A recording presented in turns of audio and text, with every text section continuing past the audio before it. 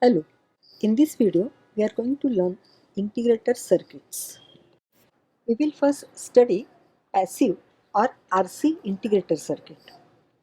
We will then mathematically derive expression for the output of an integrator when its input is a square wave signal.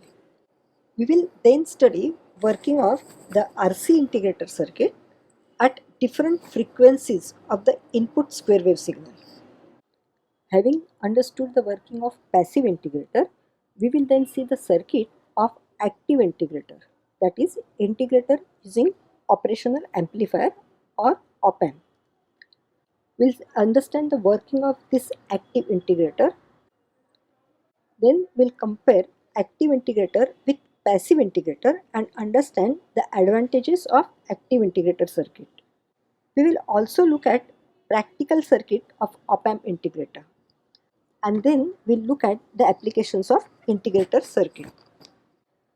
This is a circuit of RC or passive integrator. Here we have a resistor connected in series with a capacitor, and this series combination is connected across an AC source. Output of the circuit is observed across the capacitor.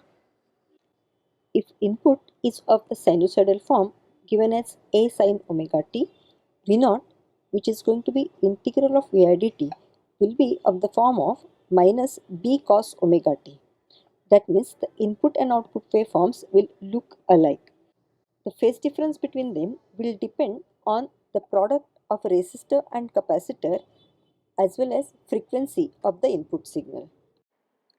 Let us now understand the form of output signal when input is a square wave.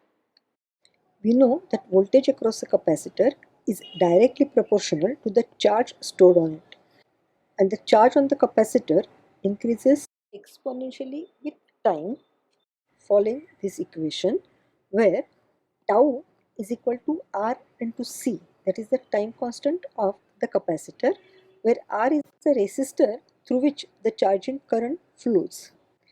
From this equation we can see that at t equal to 0, charge on the capacitor will be equal to 0.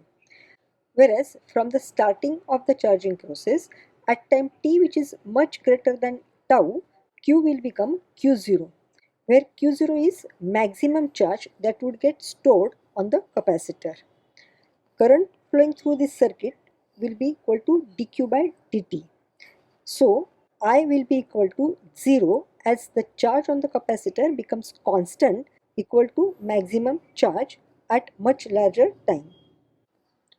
As voltage across capacitor is directly proportional to the charge stored on it, at t equal to 0, the voltage is 0, and then it starts increasing exponentially with time, taking maximum value at t much greater than tau. So what will be this maximum voltage across the capacitor? Let us analyze considering t much greater than tau. After a very long time, when charge reaches to a maximum value and remains constant thereafter, current in the circuit becomes 0, which gives then the potential difference across the resistance equal to 0, and hence the output voltage, that is the voltage across capacitor, will be equal to Vi. Potential difference across a capacitor is given as Q upon C. Hence, we can get the equation for potential difference across the capacitor plates as Q0 by C into 1 minus e raised to minus t by tau, where Q0 by C is the maximum potential difference that it would have at a time much greater than tau. Here is the graph showing change in potential difference across capacitor with respect to time.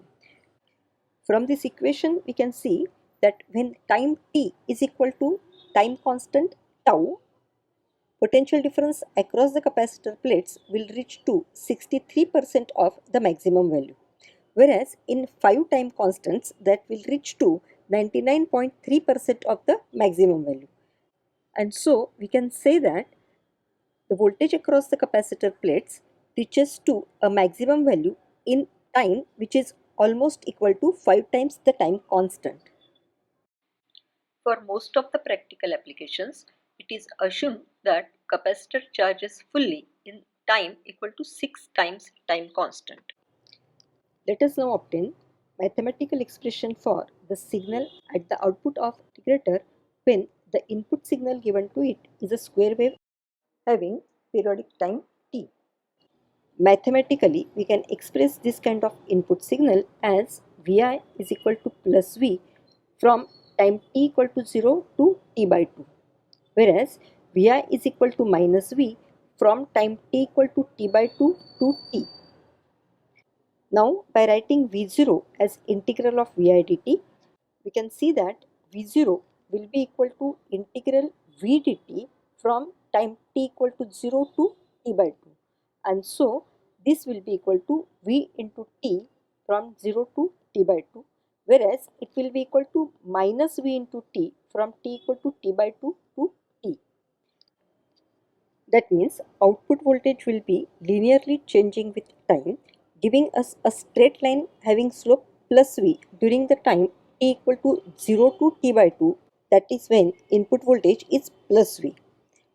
Whereas when input voltage is minus V, output voltage will again be linearly changing with time, giving us a straight line with slope minus V.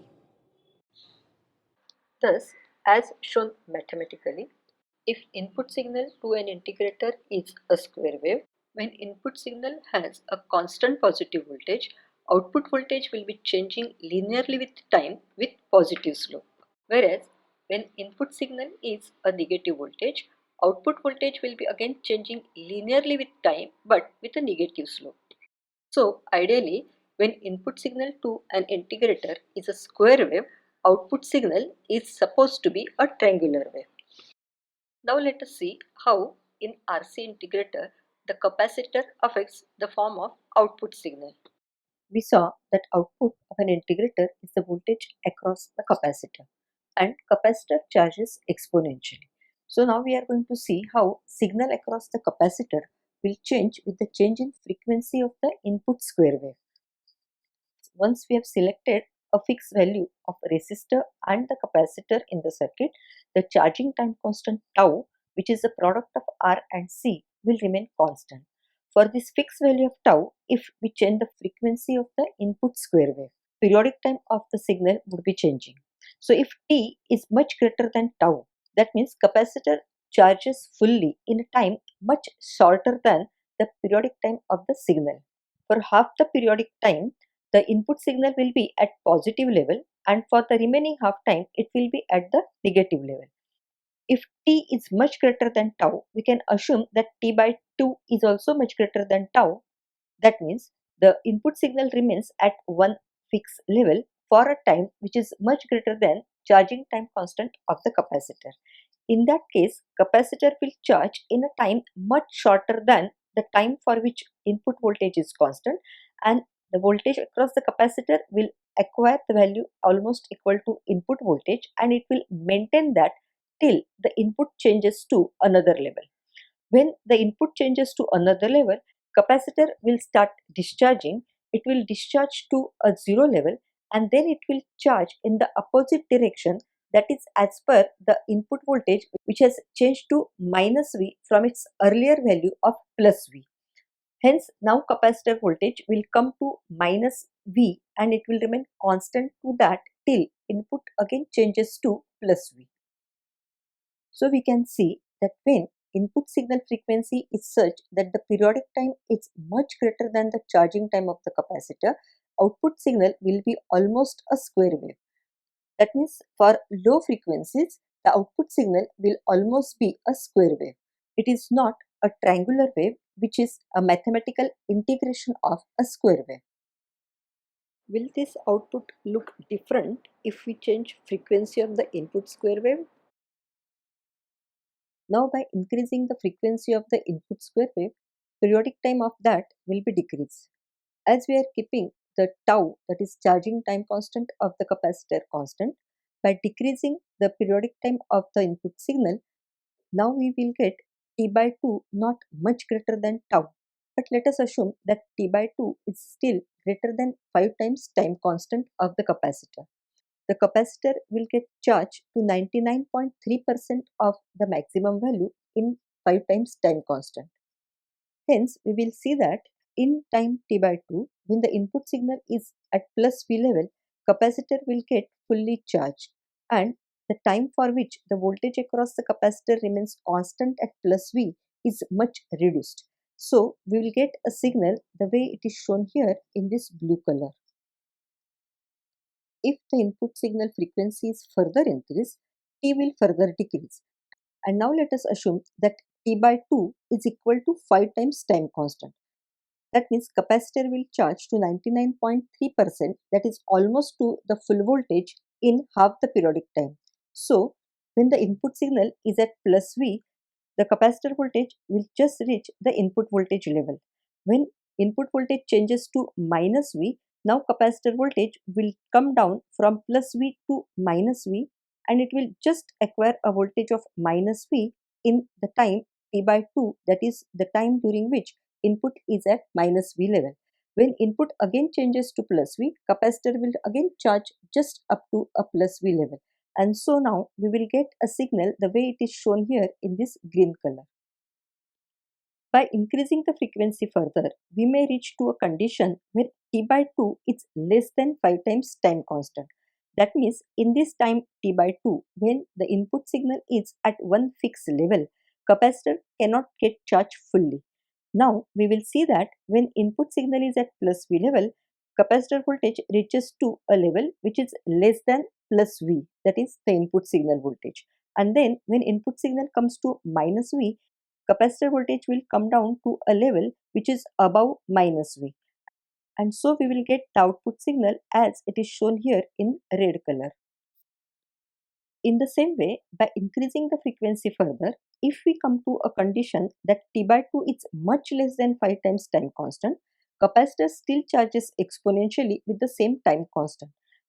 And so now we will get a very small initial portion of the exponential charging curve of the capacitor.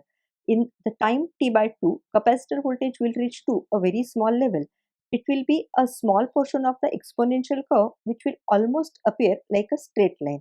And so we will get the output signal which has much less amplitude, but it will have straight line with positive slope when input is at plus V, and again straight line but with negative slope when input is at minus V.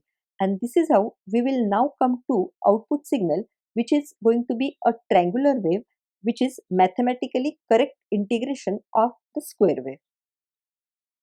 And so here we can say that the RC or passive integrator gives us proper integration of the input signal, which is square wave, only at frequencies when the periodic time of that is much less than 5 times time constant of the capacitor.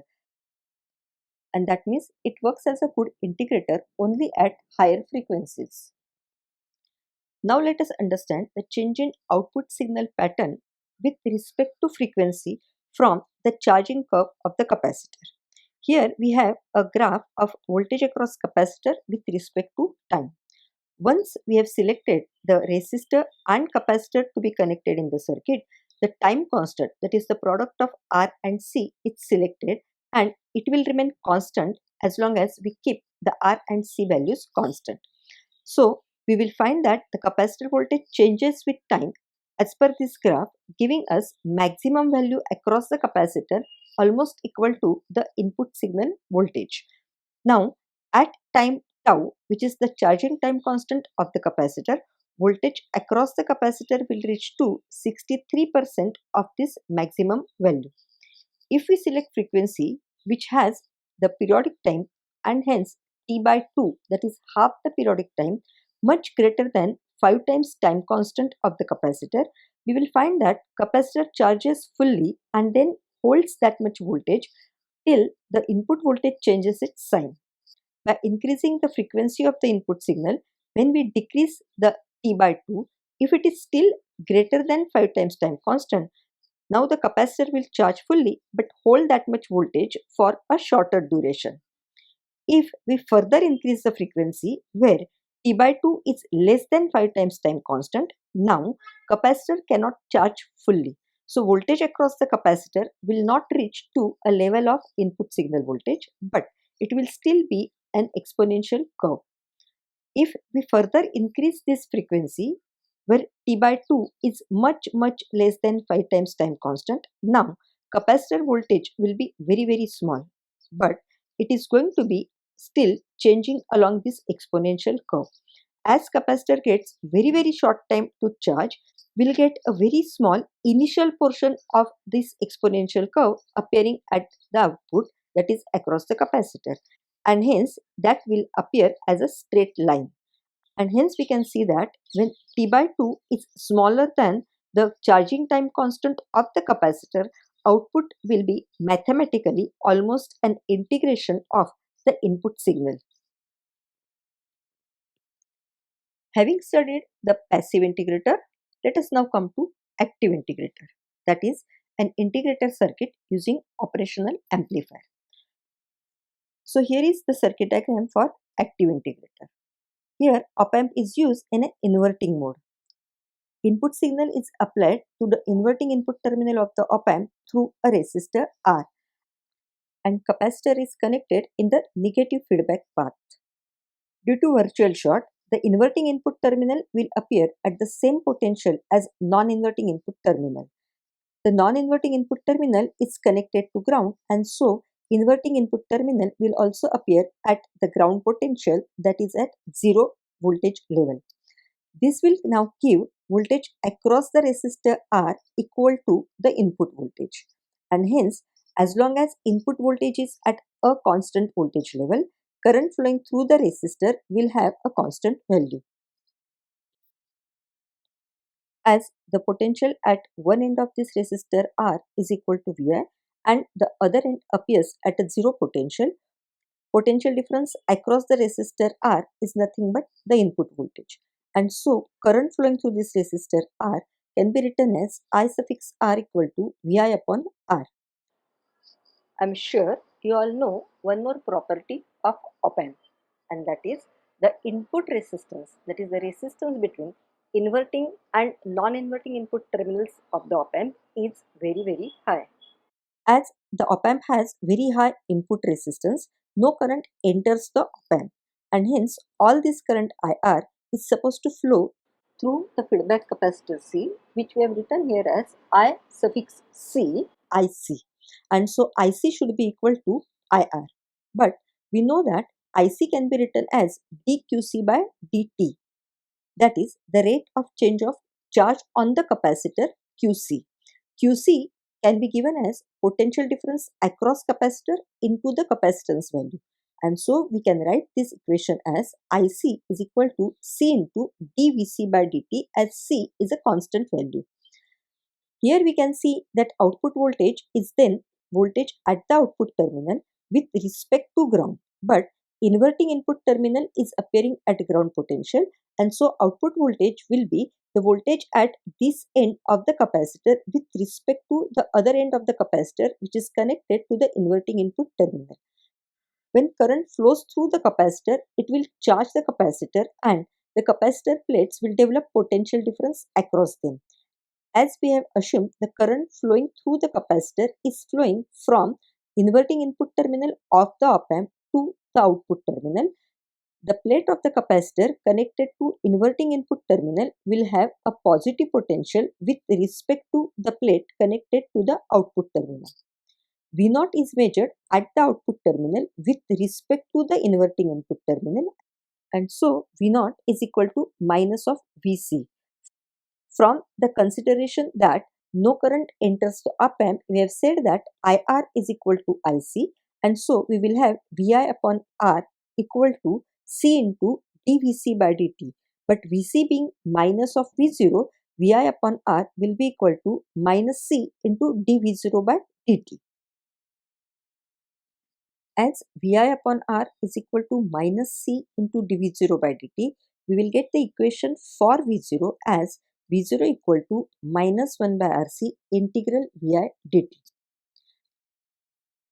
Now Vi is a square wave, so Vi remains constant at plus V for half the periodic time.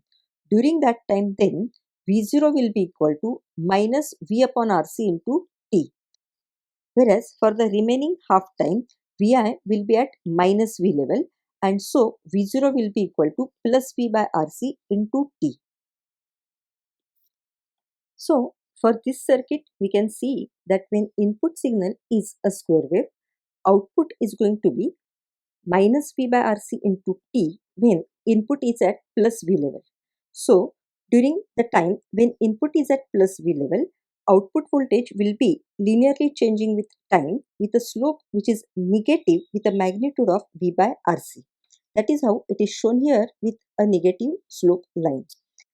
Whereas during the time when the input voltage is at minus V level, output voltage is going to be plus V by RC into T. So it will again be changing linearly with time with positive slope given as V by RC. So it is shown here as a straight line with positive slope with magnitude of slope same as the magnitude during this time. Will frequency of the input square wave change shape of the output signal of active integrator?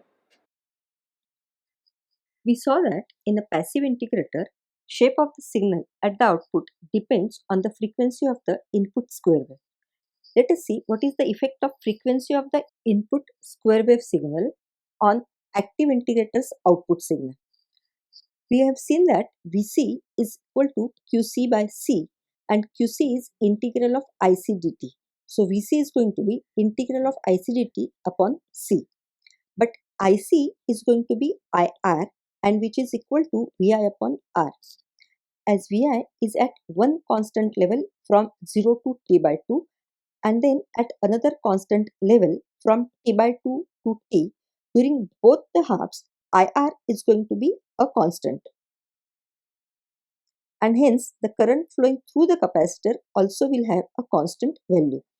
And hence Vc, which is equal to integral IC dt upon C, will be then equal to plus or minus V by RC into T as input voltage changes its sign from one half to other half. By analyzing this circuit, we have seen that V0 is going to be equal to minus Vc, where Vc is going to be plus or minus V by RC into T. And hence, we can see that V0 will be equal to minus V by RC into T when input is at plus V level, and it will be equal to plus V by RC into T when input is at minus V level. This shows that during both the halves of the input cycle, V0 will be linearly changing with time with a slope having same magnitude. Let us see why in this particular circuit capacitor doesn't charge exponentially. Here, current flowing through the capacitor will have constant value during both the halves of the input signal, and hence charge on the capacitor, which is integral of IC dt, will be directly proportional to time. And V0, which is equal to minus Vc, that is minus Qc by C, will also be directly proportional to time. Thus, here the capacitor is not charging exponentially, rather it is charging linearly. And hence, for any value of periodic time of the input signal, that is for any value of frequency of the input signal, V0 will always be a linear function of time. Let us now compare functioning of passive integrator with active integrator. In passive integrator, current flowing through the capacitor will always change exponentially, and hence the voltage across the capacitor will also change exponentially during both the halves of the input cycle. In active integrator, current flowing through the capacitor remains constant, and as current flowing through the capacitor is always constant, output voltage will linearly change with time in both the halves of the input signal. Finally, we can conclude that in passive integrator, the output signal is proper mathematical integration of the input square wave signal only at higher frequencies, that is, when periodic time of the input signal is less than charging time constant of the capacitor. Whereas the active integrator circuit produces output signal which is mathematically proper integration of the input square wave signal at all the frequencies. And hence we can see that active integrator has an advantage over passive integrator, that it can be used over frequencies from a very low value to a maximum value which finally depends on the properties of the op-amp being used. Let us now consider practical op-amp integrator. We have studied op-amp integrator, that is active integrator circuit, as drawn over here.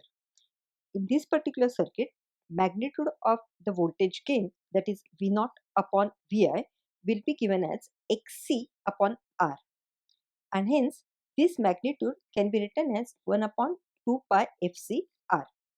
And so at lower frequencies, The gain will have very high value and op-amp will function as if it is almost in open loop condition. to overcome this problem of op-amp going into open loop condition at lower frequencies, we connect a resistor of higher value parallel to the feedback capacitor.